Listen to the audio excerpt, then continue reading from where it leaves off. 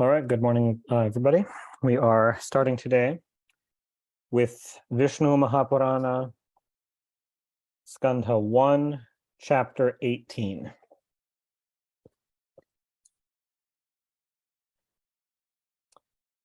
So we are in the middle of the familiar story of Prahlada.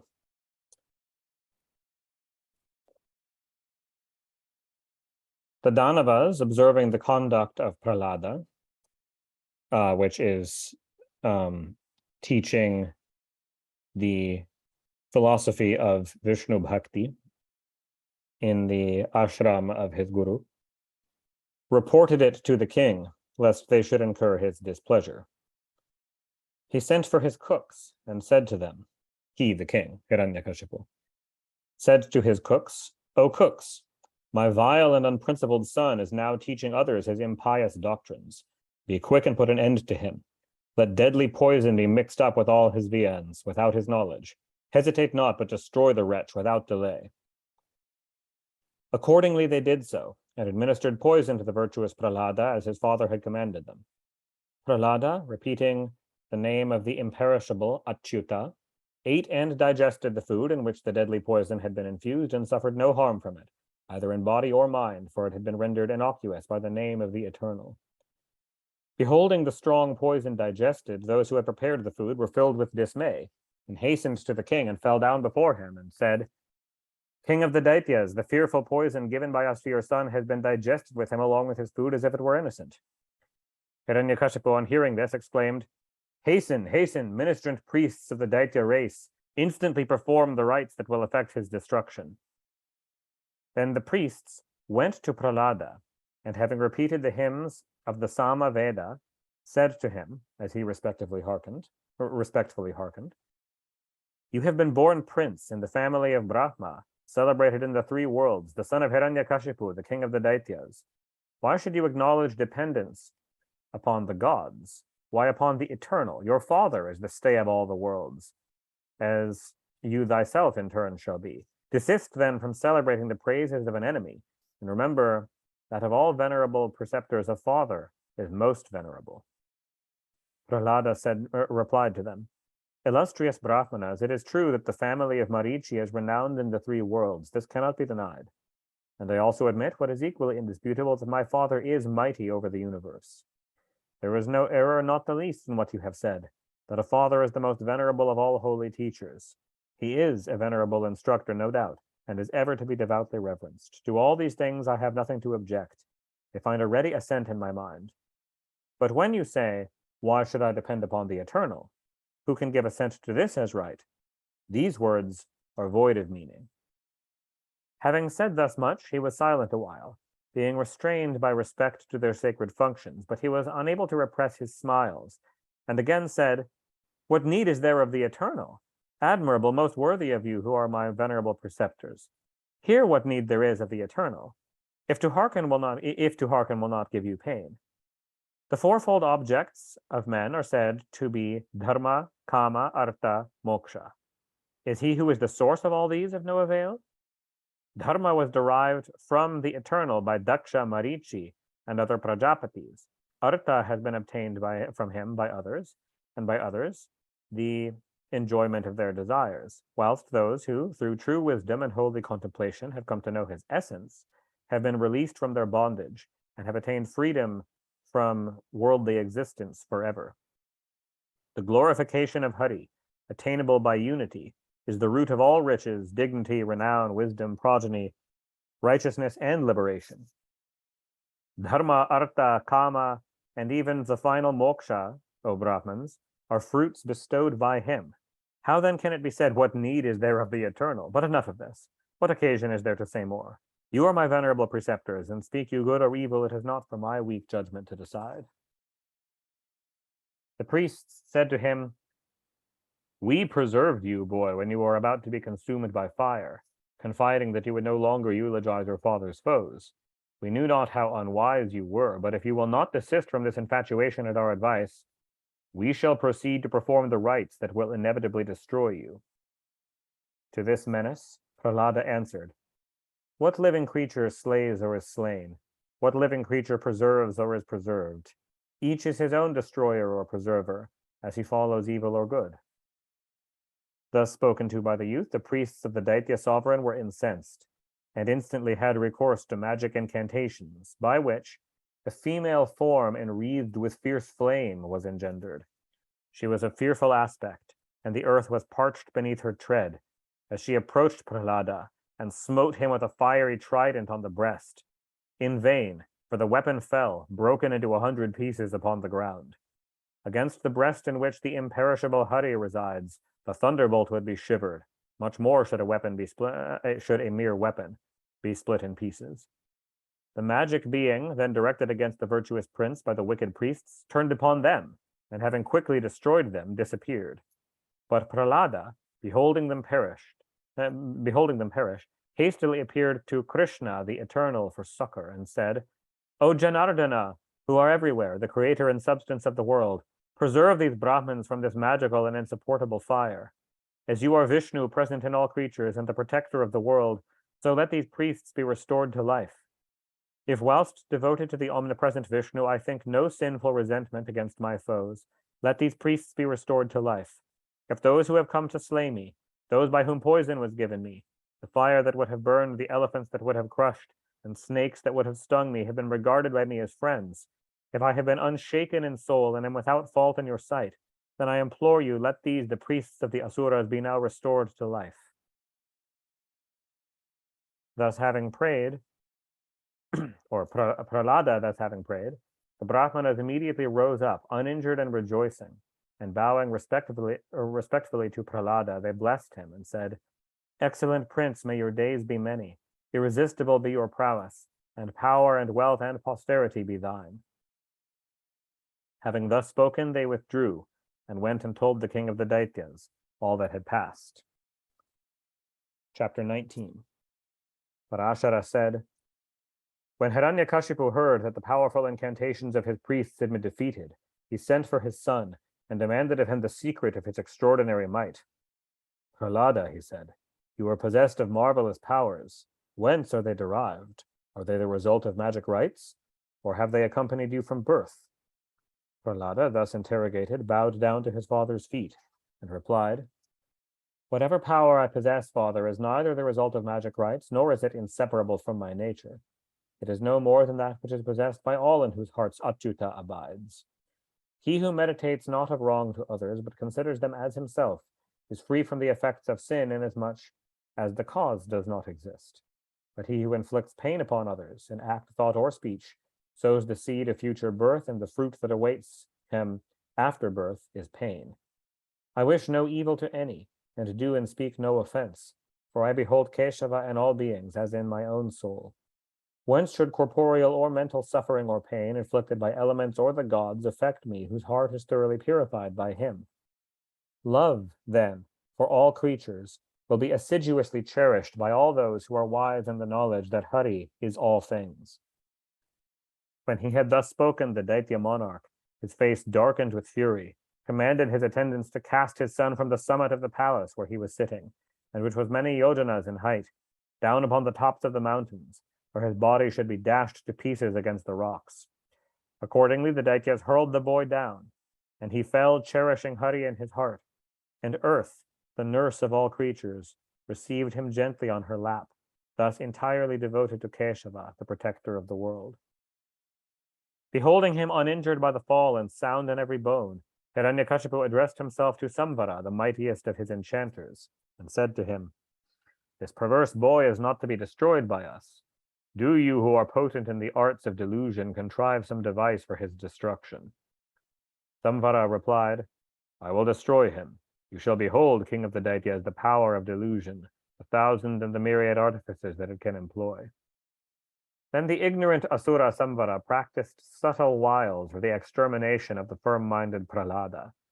But he, with a tranquil heart and void of malice toward Samvara, directed his thoughts uninterruptedly to Madhusudana, by whom the excellent Chakram, the flaming Sudarshana, was dispatched to defend the youth, and the 1,000 devices of the evil-destined Samvara were every one foiled by this defender of the prince.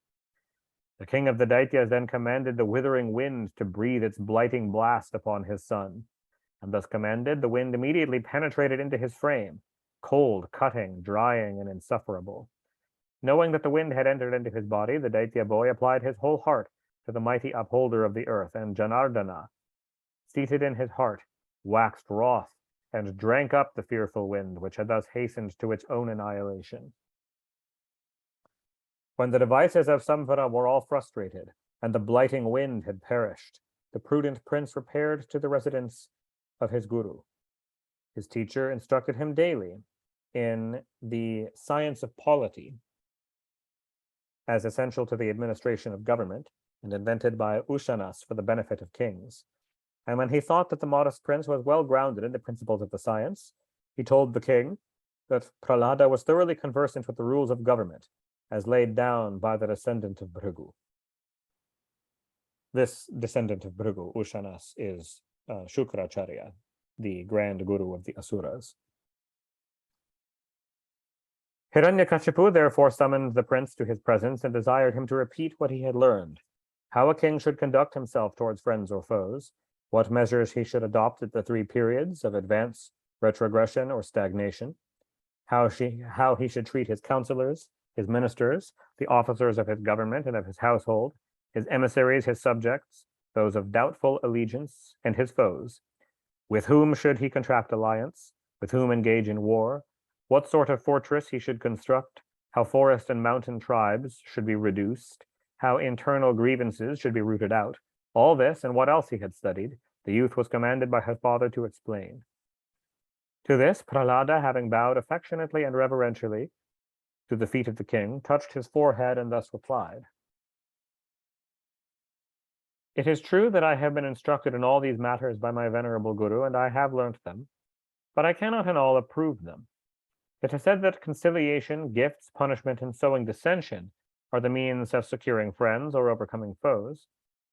But I, father, be not angry, know neither friends nor foes, and where no object is to be accomplished, the means of effecting it are superfluous. It were idle to talk of friend or foe in Govinda, who is the supreme soul, Lord of the world, consisting of the world, and who is identical with all beings. The divine Vishnu is in you, father, in me, and in all everywhere else, and hence how can I speak of friend or foe as distinct from myself? It is therefore waste of time to cultivate such tedious and unprofitable sciences which are but false knowledge, and all our energies should be dedicated to the acquirement of true wisdom. The notion that ignorance is knowledge arises, father, from ignorance. Does not the child, king of the Asuras, imagine the firefly to be a spark of fire? That is active duty which is not for our bondage. That is knowledge which is for our liberation. All other duty is good only unto weariness. All other knowledge is only the cleverness of an artist. Knowing this, I look upon all such acquirement as profitless. That which is really profitable. Hear me, O mighty monarch, thus prostrate before you proclaim. He who cares not for dominion, he who cares not for wealth, shall assuredly obtain both in a life to come. All men, illustrious prince, are toiling to be great, but the destinies of men, and not their own exertions, are the cause of greatness. Kingdoms are the gifts of fate, and are bestowed upon the stupid, the ignorant, the cowardly, and those to whom the science of government is unknown. Let him therefore who covets the goods of fortune be assiduous in the practice of dharma. Let him who hopes for final liberation learn to look upon all things as equal and the same. Gods, humans, animals, birds, reptiles, all are but forms of the one eternal Vishnu, existing as it were detached from himself. By him who knows this, all the existing world, fixed or movable, is to be regarded as identical with himself, as proceeding alike from Vishnu, assuming a universal form. When this is known, the glorious God of all who is without beginning or end is pleased, and when he is pleased, there is an end of affliction. On hearing this, Hiranyakashipu started up from his throne in a fury, and spurned his son on the breast with his foot. Burning with rage, he wrung his hands and exclaimed, "Ho Viprachiti, ho Rahu, ho Bali, bind him with strong bonds, and cast him into the ocean. Or all the regions, the Daityas and Danavas will become converts to the doctrines of this silly wretch. Repeatedly prohibited by us, he still persists in the praise of our enemies. Death is the just retribution of the disobedient." This Bali, who Hiranyakashipu is calling upon, among a few other asuras here, is clearly not the Bali of great fame, because that Bali is the grandson of Prahlada and definitely not born yet. So this is referencing a different asura by the same name. It's a fairly common name. The Daityas accordingly bound the prince with strong bonds with the Naga Pasha, as their lord had commanded, and threw him into the sea. As he floated on the waters, the ocean was convulsed throughout its whole extent and rose in mighty undulations, threatening to submerge the earth. This, when Hiranyakashipu observed, he commanded the Daityas to hurl rocks into the sea and pile them closely on one another, burying beneath their incumbent mass him whom fire would not burn, nor weapons pierce, nor serpents bite, whom the pestilential gale could not blast, nor poison, nor magic spirits, nor incantations destroy, who fell from the loftiest heights unhurt, who foiled the elephants of the spheres, a son of depraved heart, whose life was a perpetual curse. Here, he cried, since he cannot die, here let him live for thousands of years at the bottom of the ocean, buried by mountains.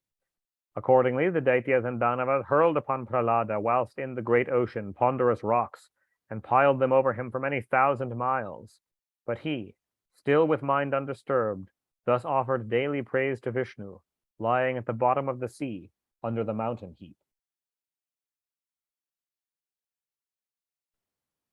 There Prahlada said, "Glory to you, God of the lotus eye. Glory to you, most excellent of spiritual things. Glory to you, soul of all worlds.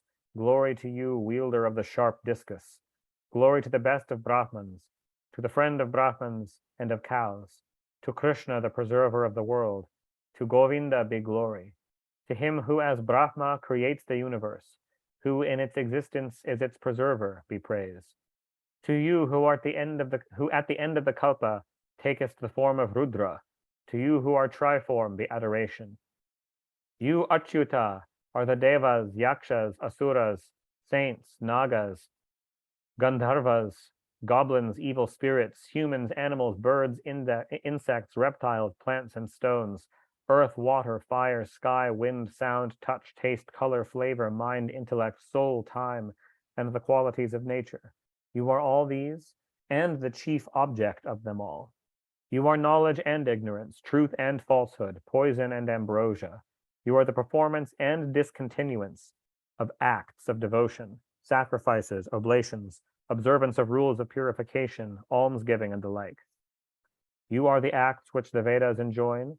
You are the enjoyer of the fruit of all acts, and the means by which they are accomplished. You, Vishnu, who are the soul of all, are the fruit of all acts of piety. Your universal diffusion, indicating might and goodness, is in me, in others, in all creatures, in all worlds. Holy ascetics meditate on you. Pious priests sacrifice to you. You alone, identical with the gods and the fathers of mankind, receivest burnt offerings and oblations. The universe is your intellectual form, whence proceeded your subtle form, this world. Thence you are all subtle elements and elementary beings, and the subtle principle that is called soul within them. Hence the supreme soul of all objects, distinguished as subtle or gross, which is imperceptible and which cannot be conceived. Even that is a form of you. Glory be to you, Purushottama, and glory to that imperishable form which, soul of all, is another manifestation of your might, the asylum of all qualities, existing in all creatures. I salute her, the supreme goddess, who is beyond the senses, whom the mind, the tongue cannot define, who is to be distinguished alone by the wisdom of the truly wise. Om, salutation to Vasudeva, to him who is the eternal Lord, he from whom nothing is distinct, he who is distinct from all. Glory be to the Great Spirit again and again, to him who is without name or shape, who solely is to be known by adoration, whom in the forms manifested in his avataranas upon earth, the dwellers in heaven adore, for they behold not his inscrutable nature. I glorify the supreme deity Vishnu, the universal witness, who seated internally beholds the good and ill of all. Glory to that Vishnu from whom this world is not distinct. May he, ever to be meditated upon as the beginning of the universe, have compassion upon me. May he, the supporter of all, in whom everything is warped and woven, undecaying, imperishable, have compassion upon me. Glory again and again to that being to whom all returns, from whom all proceeds, who is all, and in whom all things are. To him whom I also am, for he is everywhere, and through whom all things are from me. I am all things are in me, who am everlasting. I am undecayable, ever enduring, the receptacle of the Spirit of the Supreme. Brahman is my name, the Supreme Soul that is before all things, that is after the end of all. Chapter 20. Parashara said, thus meditating upon Vishnu as identical with his own spirit, Prahlada became as one with him, and finally regarded himself as the divinity. He forgot entirely his own individuality, and was conscious of nothing else than his being the inexhaustible, eternal, supreme soul. And in consequence of the efficacy of this conviction of identity, the imperishable Vishnu, whose essence is wisdom, became present in his heart, which was wholly purified from sin. As soon as, through the force of his contemplation, Prahlada had become one with Vishnu, the bonds with which he was bound burst instantly asunder, the ocean was violently uplifted, and the monsters of the deep were alarmed. Earth with all her forests and mountains trembled, and the prince, putting aside the rocks which the demons had piled upon him, came forth from out the main. When he beheld the outer world again, and contemplated earth and heaven, he remembered who he was, and recognized himself to be Prahlada. And again he hymned Purushottama, who is without beginning or end, his mind being steadily and undeviatingly addressed to the object of his prayers, and his speech, thoughts, and acts being firmly under control. Om, glory to the end of all, to you, Lord, who are subtle and substantial, mutable and immutable, perceptible and imperceptible, divisible and indivisible, indefinable and definable, the subject of attributes and void of attributes, abiding in qualities though they abide not in you, amorphous and amorphous, minute and vast, visible and invisible, hideousness and beauty, ignorance and wisdom, cause and effect, existence and non-existence, comprehending all that is good and evil, essence of perishable and imperishable elements, asylum of undeveloped rudiments. O you who are both one and many, Vasudeva, first cause of all, glory be unto you. O you who are large and small, manifest and hidden, who are all beings, and are not all beings, and from whom, although distinct from universal cause, the universe proceeds, to you, Purushottama, be all glory.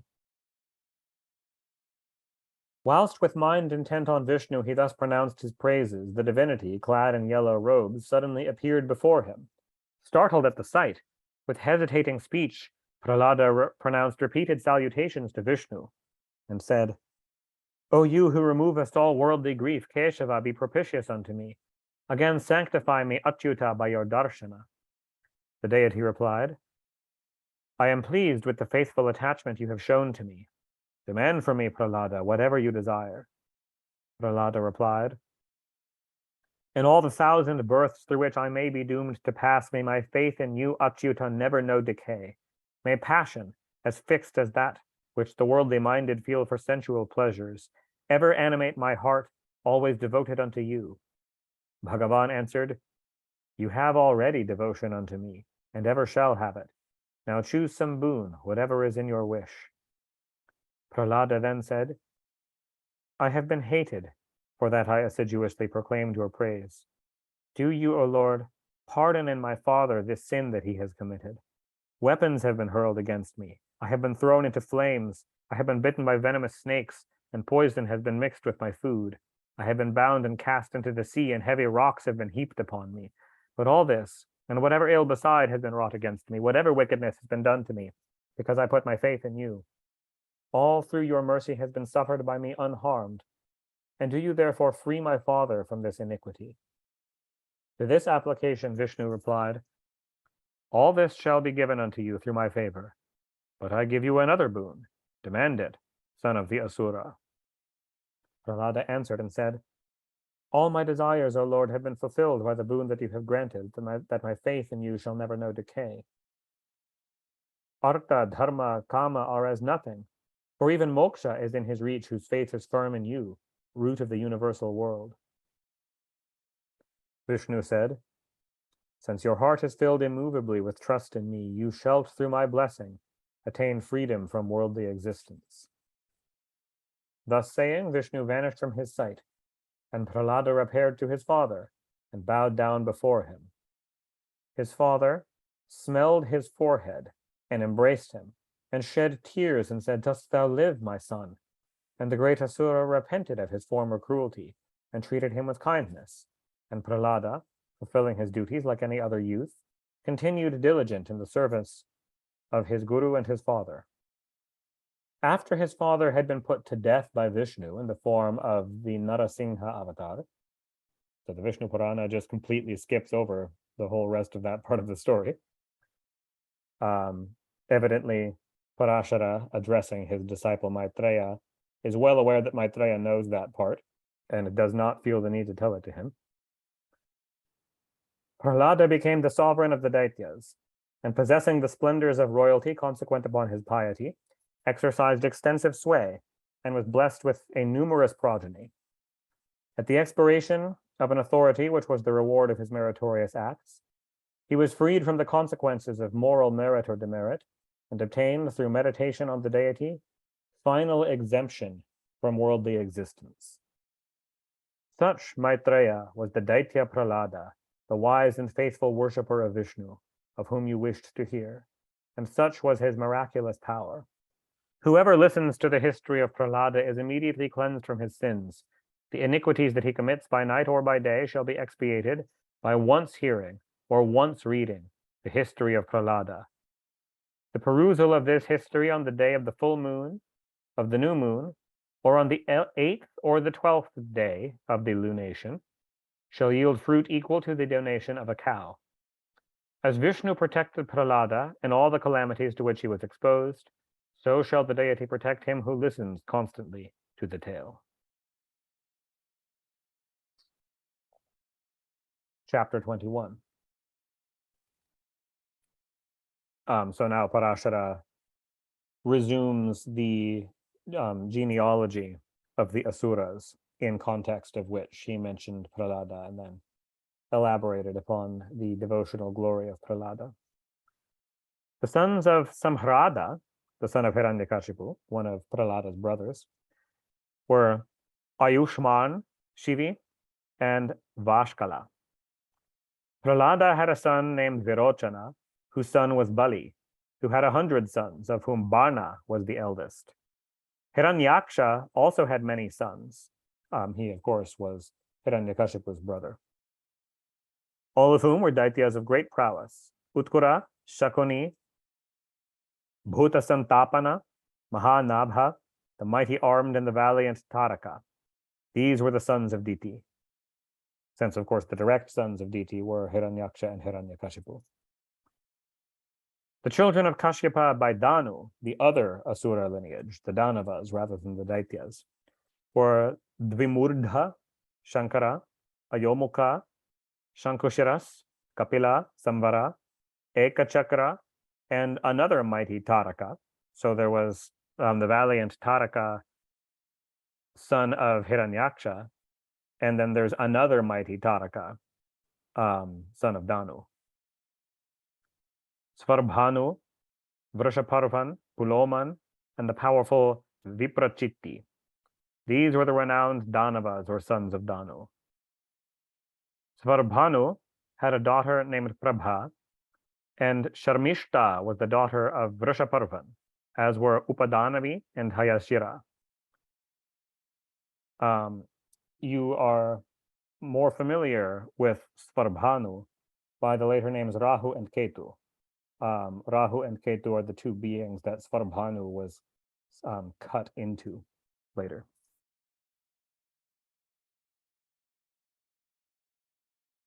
Vaishvanara had two daughters, Puloma and Kalika, who were both married to Kashyapa and bore him 60,000 distinguished Danavas called the Paulomas and the Kalakanjas. who were powerful, ferocious, and cruel. The sons of Viprachiti by Singhika, the sister of Hiranyakashipu, were Vyansha, Shalya the strong, Nabha the powerful, Vatapi, Namuchi, Ilvala, Khasrima, Anjaka, Naraka, and Kalanabha, the valiant Svarbhanu, and the mighty Vaktayodhi. These were the most eminent Danavas, through whom the race of Danu was multiplied by hundreds and thousands through succeeding generations. In the family of the Daitya Prahlada, the Nivata Kavachas were born, whose spirits were purified by rigid tapas. Tamra, the wife of Kashyapa, had 6 illustrious daughters, named Shuki, Sieni, Bhasi, Sugrivi, Suchi, and Gridhrika. Shuki gave birth to parrots, owls, and crows, Sieni to hawks, Bhasi to kites, Gridhrika to vultures, Shuchi to waterfowl, Sugrivi to horses, camels, and asses. Such were the progeny of Tamra. Vinata bore to Kashyapa 2 celebrated sons, Garuda and Aruna. The former, also called Suparna, was the king of the feathered tribes and the remorseless enemy of the serpent race. The children of Surasa were 1,000 mighty, many-headed serpents traversing the sky. The progeny of Kadru were 1,000 powerful, many-headed Nagas of immeasurable might, subject to Garuda, the chief amongst whom were Shesha, Vasuki, Takshaka, Shanka, Shveta, Mahapadma, Kambala, Asvatara, Elapatra, Naga, Karkota, Dhananjaya, and many other fierce and venomous Nagas. The family of Krodhavasha were all sharp-toothed monsters, whether on the earth, amongst the birds, or in the waters. They were devourers of flesh. Surabhi was the mother of cows and of buffaloes. Ira, the mother of trees and creeping plants and shrubs and every kind of grass. Kasha was the mother of the Rakshasas and Yakshas. Muni was the mother of the Apsaras, and Arishta was the mother of the illustrious Gandharvas. These were the children of Kashyapa, whether movable or stationary, whose descendants multiplied infinitely throughout successive generations. This creation, O Brahman, took place in the 2nd, or Svarochisha Manvantara. In the present, or Vaivasvata Manvantara, Brahma being engaged at the great sacrifice instituted by Varuna, the creation of progeny, as it is called, occurred, for he begot as his sons the Saptarishis, who were formerly mind-engendered, and was himself the grandsire of the Gandharvas, Nagas, Danavas, and Devas. Diti, having lost her children, Hiranyakashipu and Hiranyaksha both having been slain, propitiated Kashyapa, and the best of ascetics, being pleased with her, promised her a boon, on which she prayed for a son of irresistible prowess and valor who should destroy Indra. The excellent Muni granted his wife the great gift she had solicited, but with one condition. You shall bear a son, he said, who shall slay Indra, if, with thoughts wholly pious and person entirely pure, you carefully carry the baby in your womb for 100 years. Having thus said, Kashyapa departed, and Diti conceived, and during gestation assiduously observed the rules of mental and personal purity. When the king of the immortals, Indra, learned that Diti bore a son destined for his destruction, he came to her and attended upon her with the utmost humility, watching for an opportunity to disappoint her intention. At last, in the last year of the century, the opportunity occurred. Diti retired one night to rest, without performing the prescribed ablution of her feet, and fell asleep, on which the thunderer divided with his thunderbolt the embryo in her womb into 7 portions. The child, thus mutilated, cried bitterly, and Indra repeatedly attempted to console and silence it, but in vain, on which the Deva, being incensed, again divided each of the 7 portions into 7, and thus formed the swift-moving deities called the Marutas, or the 49 wind gods. They derived this appellation from the words with which Indra had addressed them, Marodhi, meaning weep not, and they became 49 subordinate divinities, the associates of Vajradhari.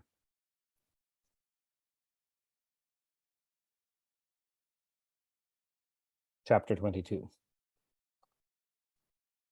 Parashara said, when Prithu was installed in the government of the earth, the great father of the spheres established sovereignties in other parts of the creation. Soma was appointed monarch of the stars and planets, of Brahmins and of plants, of yajnas and of tapas. Vaishravana was made king over kings, and Varuna lord over the waters.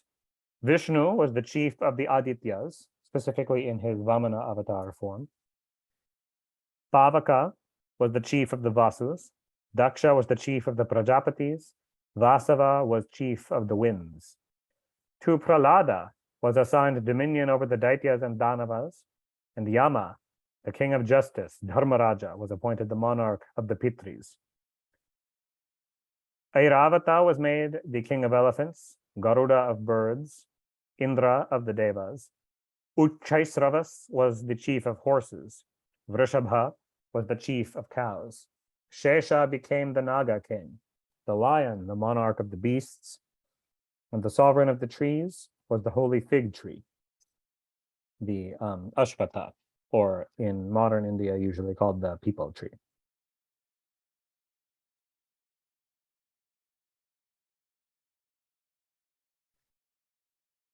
Having thus fixed the limits of each authority, the Mahaprajapati Brahma stationed rulers for the protection of the different quarters of the world. He made Sudhanvan, son of the Prajapati Viraja, the regent of the east. Shankapada, the son of the Prajapati Kardama, the regent of the south. The Ketumat, the son of Rajas, regent of the west, and Hiranyaroman, the son of the Prajapati Parjanya, regent of the north.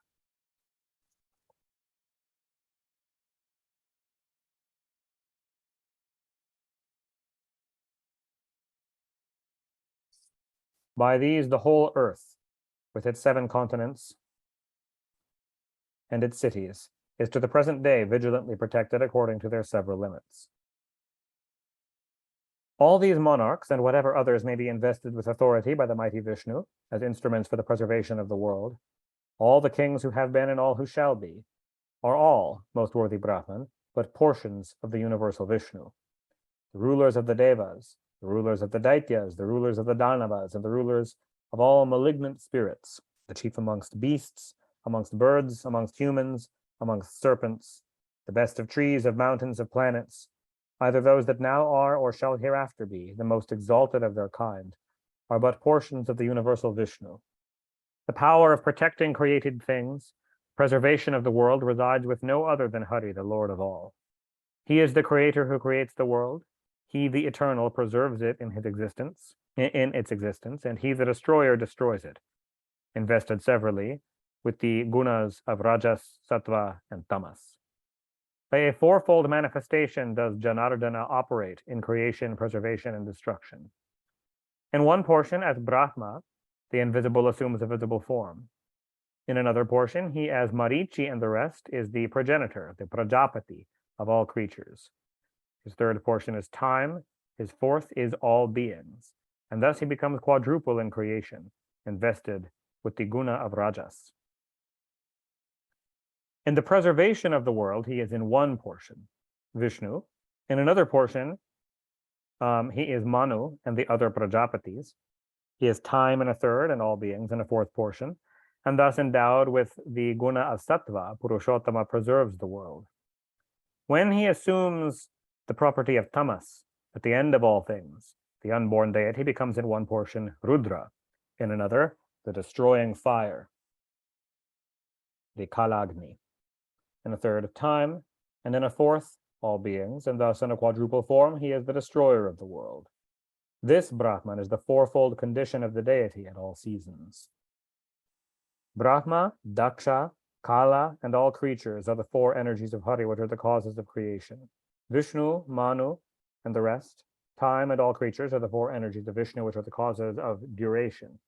Rudra, the Kalagni, time, and all creatures are the 4 energies of Janardana that are exerted for universal dissolution.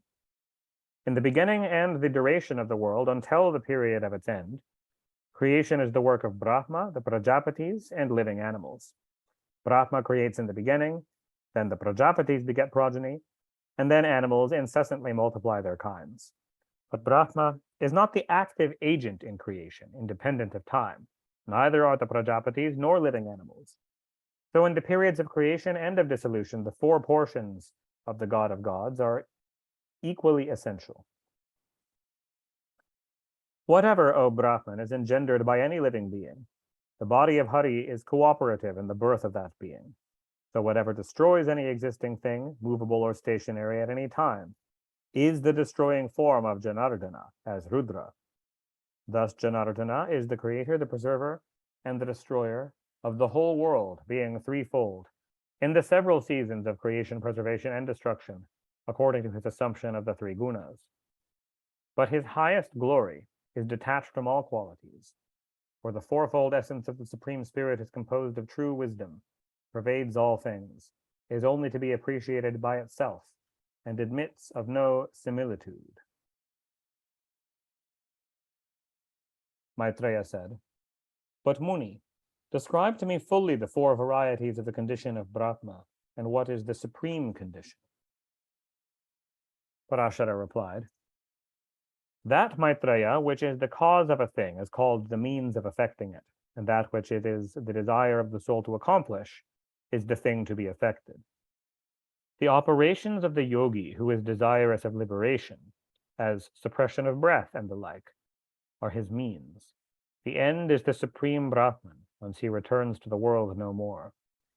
Essentially connected with and dependent upon the means employed for emancipation by the yogi is discriminative knowledge, and this is the first variety of the condition of Brahman. And here there is a commentator's note that I think is worth adding. Of Brahma Bhuta, of him who or that which becomes identified with the Supreme Spirit, which is the same respectively with absolute wisdom. Jnana and discriminative wisdom, Vijnana, leading to felicity, or the condition of Brahma, expressed by the words Satchidanandam, which are reality, consciousness, and bliss. The same also with the combination of wisdom and tranquility, which the devotee believes to exist in Advaita, non-duality or unity of God and oneself. And finally, the same with the aggregate of these three processes, or the conviction that spirit is one, universal, and the same. The second sort is knowledge that is to be acquired by the yogi whose end is escape from suffering, or eternal felicity. The third kind is the ascertainment of the identity of the end and the means, the rejection of the notion of duality.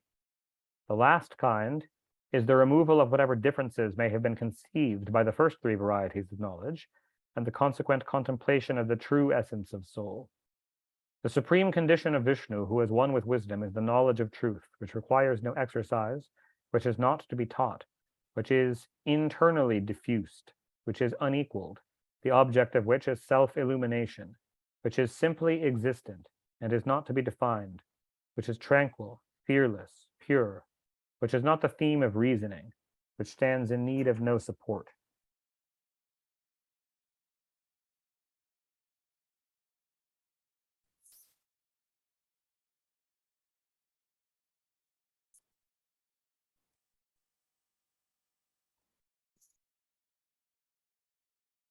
Those yogis who, by the annihilation of ignorance, are resolved into this fourfold Brahman, lose the seminal property and can no longer germinate in the plowed field of worldly existence, meaning that their actions no longer generate returning karma. This is the supreme condition that is called Vishnu, perfect, perpetual, universal, undecaying, entire, and uniform. And the yogi who attains this supreme spirit returns not to life again, for there he is freed from the distinction of virtue and vice, from suffering and from soil. There are two states of this Brahman, one with and one without shape. One perishable, that with shape is perishable, that without shape is imperishable. which are inherent in all beings. The imperishable is the supreme being. The perishable is all the world. The blaze of fire burning on one spot diffuses light and heat around, so the world is nothing more than the manifested energy of the supreme Brahman. And inasmuch as, Maitreya, as the light and heat are stronger or feebler as we are near to the fire or far off from it, so the energy of the supreme is more or less intense in the beings that are less or more remote from him. Brahma, Vishnu, and Shiva are the most powerful energies of God. Next to them are the inferior deities, then the attendant spirits, then humans, then animals, birds, insects, vegetables, each becoming more and more feeble as they are farther from their primitive source. In this way, illustrious Brahman, this whole world, although in essence imperishable and eternal, appears and disappears as if it was subject to birth and death. The supreme condition of Brahman, which is meditated by the yogis in the commencement of their abstraction as invested with form, is Vishnu, composed of all the divine energies, and the essence of Brahman, with whom the mystic union that is sought, and which is accompanied by suitable elements, is affected by the devotee whose whole mind is addressed to that object.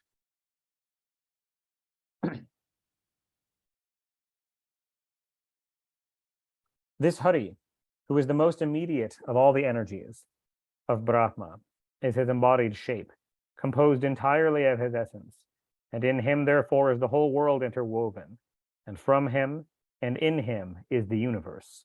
And he, the supreme Lord of all, consisting of all that is perishable and imperishable, bears upon him all material and spiritual existence, identified in nature with his ornaments and weapons.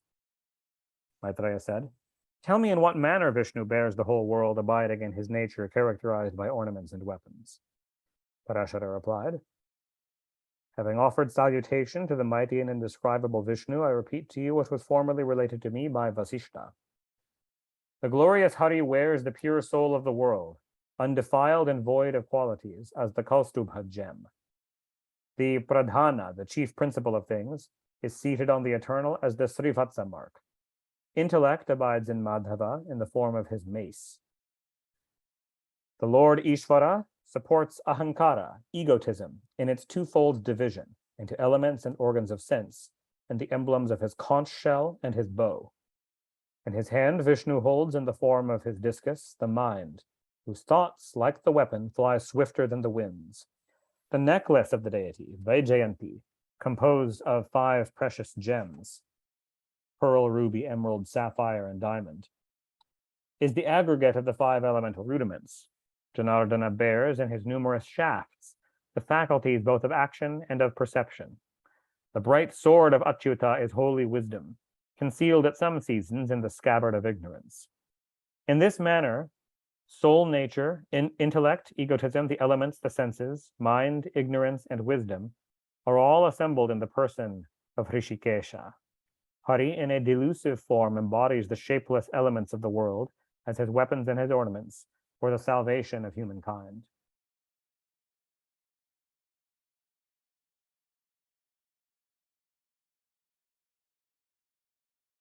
Pundari Kaksha, the Lord of all, assumes nature with all its products, soul, and all the world. All that is wisdom, all that is ignorance, all that is not, all that is everlasting, is centered in Madhusudhana, the Lord of all creatures. The supreme eternal Hari is time, with its divisions of seconds, minutes, days, months, seasons, and years.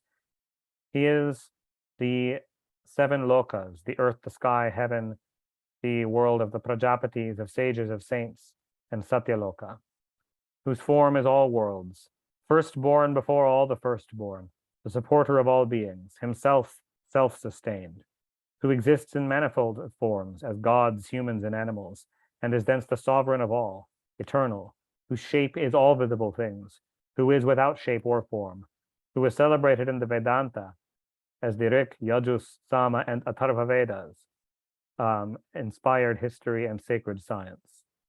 The Vedas and their divisions, the institutes of Manu and other lawgivers, traditional scriptures and religious manuals, by which are meant Akhyayani, which are the Puranas, and Anuvada, which are the Kalpa Sutra and similar works of supplementary Vedic rites, poems, and all that is said or sung are the body of the mighty Vishnu, assuming the form of sound. All kinds of substances, with or without shape, here or elsewhere, are the body of Vishnu. I am Hari. All that I behold is Janardana. Cause and effect are from none other than him. The man who knows these truths shall never again experience the afflictions of worldly existence. Thus, Brahman, has the first portion of this Purana been duly revealed to you, listening to which expiates all offenses. The man who hears this Purana obtains the fruit of bathing in the holy Pushkara lake for 12 years in the month of Kartika. The gods bestow upon him who hears this work the dignity of a divine sage, of a patriarch, or of a spirit of heaven. And that is the end of the first book of the Vishnu Mahapurana. And I think that is probably a good ending point for today. Slightly short day, but we're pretty close to 10 o'clock. And since we right there finished a skandha, I think that's a pretty good break point.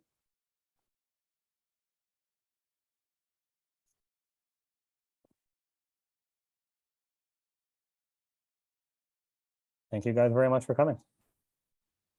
I have a question, if I may. Yeah, absolutely. I'll try to formulate it. This was very profound. There were so many seeds of knowledge in it. I'm seeing Andy's picture.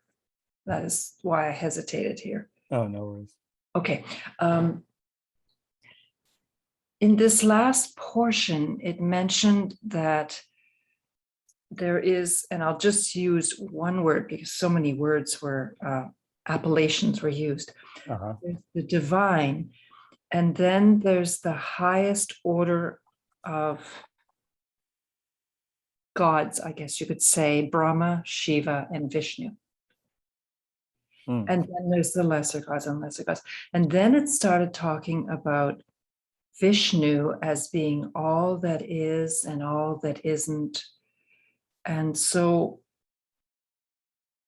in my mind, there's a little quandary as if that is Vishnu is all that is and isn't, then what is this supreme being who is beyond Brahma, Vishnu, and Shiva?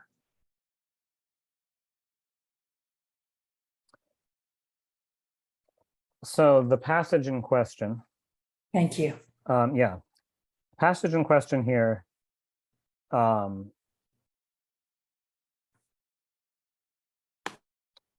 So there are two states of this Brahman, with and without shape. On a divine level, what it is saying is there is a level of highest divine shape, which it equally applies to Brahma, Vishnu, and Shiva, are as the most powerful energies of God. And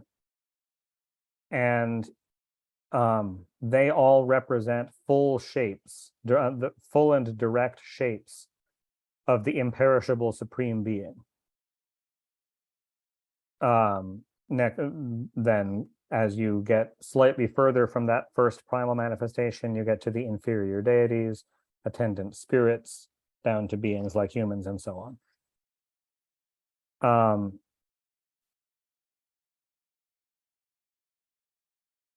To me, the passage does not seem to read as implying that there is anything superior to Vishnu or to Shiva or Brahma. It is saying that that which they are, the supreme Parabrahman, has aspects with shape, such as Brahma, Vishnu, and Shiva, and an aspect without shape.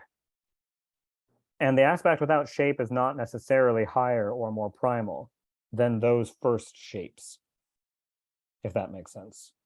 Yeah, I'm starting to grasp it, that they're all just the same one. Yes. Yes. And so while Maitreya, in the spirit of Vishnu Bhakti, takes the Vishnu shape as the one that he praises as highest and generally treats as identical with the whole. He very here clearly expresses that Brahma or Shiva are non-different from that and equally represent the most powerful energies of God above any other inferior deities or other spirits or so on. So I would, so my reading of that passage is, does not necessarily imply that there, it doesn't seem to me to be implying that there is a step higher than or deeper than Vishnu. Or Shiva. Or Shiva or Brahma, Right. in an ultimate sense. Yeah. 3 and 1 and 1 and 3. Mm-hmm. Then where does Mother Divine come? Though not Parvati, not Lakshmi, but the Divine Mother beyond the 3 in 1. In the teachings of the Vishnu Purana that we've had so far, the teachings of Maitreya, she is very much identified with Lakshmi in the ultimate sense. And there we've had whole passages. Sorry. I'm sorry, that makes sense because Vishnu. So exactly. And there have been we've had passages already in the Vishnu Purana and the teachings of Maitreya to Parashara very clearly and explicitly saying that Lakshmi and Vishnu are fundamentally identical in one, and that and fully equal. And so combining those passages with this one, Lakshmi would be taken as another of the first direct and full divine forms. I get it. We humans tend to see things in terms of duality, but the reality is unity. Okay, good. Thank you. Yeah.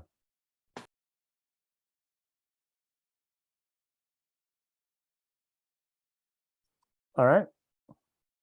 Again, thank you all very much for coming. And great questions, Mary. Awesome. Thanks, Devla. Thanks, Mary. Yep. Blessings, Sunil. Haribol. Haribol. Is there a Haribol. Krishna Janmashtami coming up or something like that, or did it happen?